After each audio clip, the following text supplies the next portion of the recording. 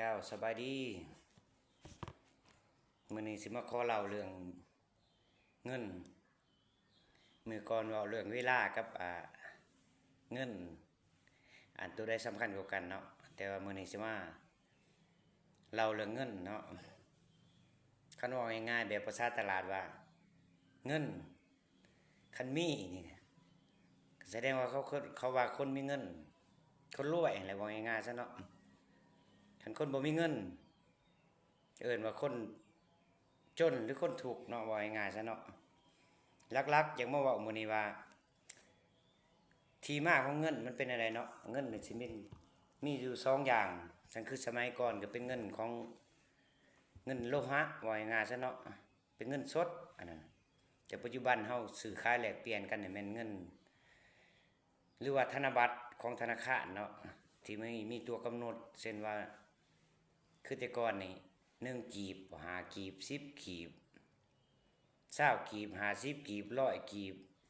500กีบ1,000กีบ2,000กีบ10,000กีบเนาะ20,000กีบ50,000ฮอด100,000ปัจจุบันเฉพาะเงินลาวเฮาเนาะแต่ว่าหลักๆอย่าว่าเรื่องเงินหน้าที่ของเงินเนาะเงินนี่แม่นสื่อกลางของการแลกเปลี่ยนสินค้าเนาะสมัยก่อนเพิ่นแลกเปลี่ยนสินค้านี่เอาเงินเป็นเงินสดเป็นวัตถุนั่นแหละเนาะโดยที่ว่ากำหนดเป็นเงินห้างบ่เงินเหรียญจังซี่เนาะแต่ปัจจุบันนี่เพิ่นจะใช้เป็นธนบัตรแทนแล้วเนาะเพราะว่าถือไปถือมามันก็ง่ายเนาะหลักๆของเงินก็แม่นสื่อกลางในการแลกเปลี่ยนสินค้าบริการที่ให้ผู้คนได้ยอมรับเนาะในสังคมที่ผู้คนยอมรับในสังคมใส่ร่วมกันเป็นตัววัดแท้กันแล้วว่าง่ายๆเนาะตัวอย่างวัตถุ10,000กีบก็เอาเพิ่นก็กำหนดเป็นใบ10,000ตัวอย่างนี่เนาะก็ไปซื้อได้แลกกันได้แบบสบายเนาะแต่ว่าหน้าที่หลักๆของเงินนี่มีอยู่4อย่างเนาะ1แม่นสื่อกลางของการแลกเปลี่ยนซื้อขายนั่นเนาะตัวที่ข้าพเจ้าว่าบางอย่างน่ะสินค้าโดยทันทีเนี่ยตัวอย่างว่า10,000เนาะก็โจกใบ10,000ไปจ่ายคันใบ20,000มันก็ทอนมาให้10,000จังซี่นะเนาะแล้วก็บ่ได้แลกเปลี่ยนคือสมัยก่อนโอ้ยเนาะเพราะว่าเป็นเงินโลหะเนาะจะยากการซื้อขายกันก็ถ้ากำหนดตัวกำหนดมันบ่ถือก็จะยากอยู่เพราะว่าถือยากเนาะและ2เป็นเครื่องวัดแทกมูลค่าเนาะในการกำหนดราคาสินค้าตัวอย่างข้าวเปียกถ้วยหนึ่ง20,000บ่30,000 50,000กระจกเอาธนบัตรแหละเอาง่ายๆซะเนาะธนบัตรกับเงินแหละที่ว่าทั้งธนาคารกลางเนาะธนาคารตัวอย่างคือลาวเฮาก็แม่นธนาคารแห่งสาธารณรัฐประชาธิปไตยประชาชนลาวที่กำหนดออกมาเนาะก็เอาธนบัตรอันนั้นไปนำใช้ว่าง่ายๆซะโดยที่ว่ายังยืนถูกต้องตามกฎหมายเนาะและอันที่3ก็เป็นเครื่องเก็บรักษามูลค่าเนาะใส่เก็บสะสม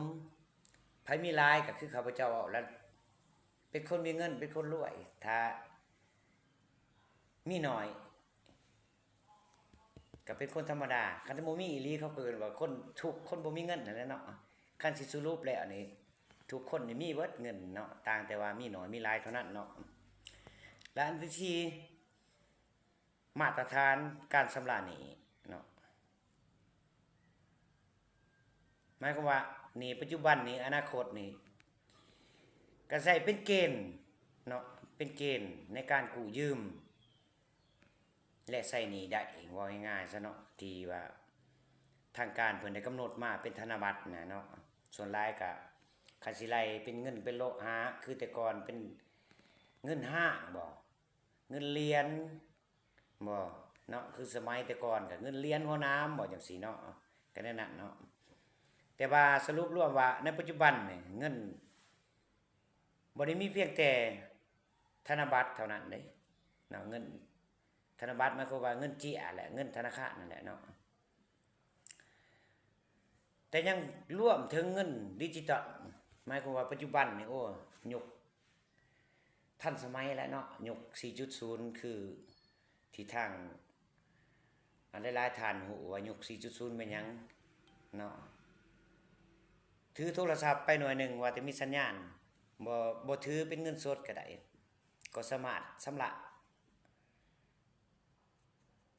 สินค้าต่างๆได้ความหมายว่า